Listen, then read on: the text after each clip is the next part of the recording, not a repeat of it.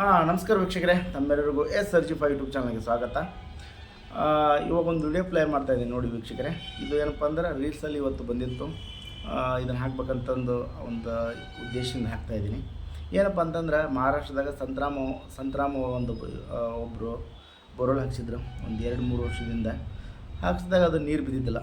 ಅದಕ್ಕೆ ಅವ್ರು ಏನು ಮಾಡಿದರು, ಸುಮ್ಮನೆ ಹಾಗೇ ಬಿಡಲಿಲ್ಲ, ಅದಕ್ಕೊಂದು KC ಪೈಪ್ ಹಾಕಿ ಬಿಟ್ಟರು. ಬಿಟ್ಟಾದಮೇಲೆ ಇವಾಗ ನೀರು ಬರ್ತಾಯಿದೆ. ಇದಕ್ಕೆ ನಾವು ಆರ್ಟಿಫಿಷಿಯಲ್ ವೆಲ್ ಅಂತೀವಿ.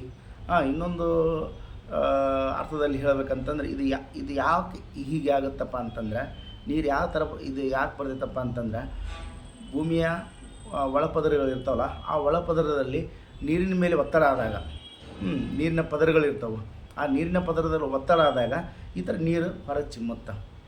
ಮೋಟ್ರ್ ಸಹಾಯವಿಲ್ಲದೆ ಚಿಮ್ಮುತ್ತೆ. ಇದಕ್ಕೆ ಆರ್ಟಿಫಿಷಿಯಲ್ ವೆಲ್ ಅಂತಾರೆ. ಅದಕ್ಕೋಸ್ಕರ ಸ್ನೇಹಿತರೆ, ತಾವು ಯಾರು ಕೂಡ ಬೋರ್ವೆಲ್ ಹಾಕ್ಸಿದಾಗ ಮುಚ್ಚಕ್ಕೆ ಹೋಗ್ಬೇಡಿ.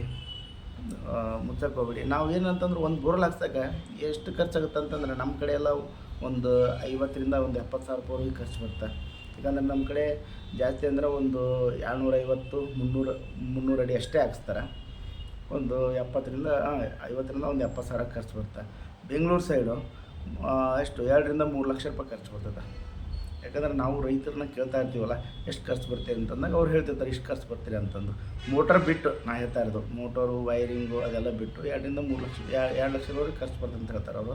ಅದಕ್ಕೋಸ್ಕರ ನಾವು ಅಷ್ಟೆಲ್ಲ ಖರ್ಚು ಮಾಡ್ತೀವಿ. 2 ರಿಂದ 3 ಲಕ್ಷ ರೂಪಾಯಿ ಖರ್ಚು ಮಾಡ್ತೀವಲ್ಲ, ಆ ಖರ್ಚು ಮಾಡಿದ್ಮೇಲೆ ನಾವು KC ಪೈಪ್ ಹಾಕೋಕ್ಕೆ ಎಷ್ಟಾಗುತ್ತಪ್ಪ ಅಂತಂದರೆ, ಒಂದು KC ಪೈಪಿಗೆ 7 ಇಂಚಿನ KC ಪೈಪಿಗೆ ಒಳ್ಳೆ ಕ್ವಾಲಿಟಿದು ಎಷ್ಟು 3,000 ರೂಪಾಯಿ ಆಗುತ್ತೆ. 3,000-3,500 ರೂಪಾಯಿ ಆಗುತ್ತೆ. ಒಳ್ಳೆ ಕ್ವಾಲಿಟಿ KC ಪೈಪ್ 3,000-3,500 ರೂಪಾಯಿ ಆಗುತ್ತೆ. ಅದೊಂದು ಗಟ್ಟಿ, ನಮ್ಮ ಒಂದು ಗಟ್ಟಿ ಎಲ್ಲಿವರೆಗೆ ಬರ್ತೈತಿ, ಕಲ್ಲಿನ ಪದರ ಎಲ್ಲಿವರೆಗೆ ಹತ್ತೈತೆ ನೋಡ್ರಿ, ಅಲ್ಲಿವರೆಗೆ ನಾವು KC ಪೈಪ್ ಹಾಕೋದ್ರಿಂದ ಮುಂದೆ ಆರ್ಟಿಫಿಷಿಯಲ್ ವೆಲ್ ಕೂಡ ಆಗ್ಬೋದಲ್ಲ ನಿಮ್ಮದು. ಹೇಳಕ್ಕೆ ಬರಲ್ಲ, ದೇವ್ರು ಯಾವ ಟೈಮಿಗೆ ಏನು ಕೊಡ್ತಾನೆ ಅನ್ನೋದು ಗೊತ್ತಿರಲ್ಲ ಸ್ನೇಹಿತರೆ.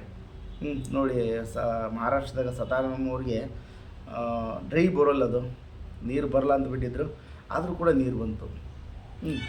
ಒಂದು ನೀರಿನ ಒತ್ತಡ ಆದಾಗ ನೀರು ಹೊರಗಡೆ ಬೀಳ್ತೈತಿ. ಆ ಒಂದು ಉದ್ದೇಶದಿಂದ ಹೇಳೋದು, ಯಾರು ಕೂಡ ತಾವು ದಯವಿಟ್ಟು ಮುಚ್ಚಕ್ಕೆ ಹೋಗ್ಬೇಡಿ, ಅದನ್ನು ಹಾಗೇ ಬಿಡಿ.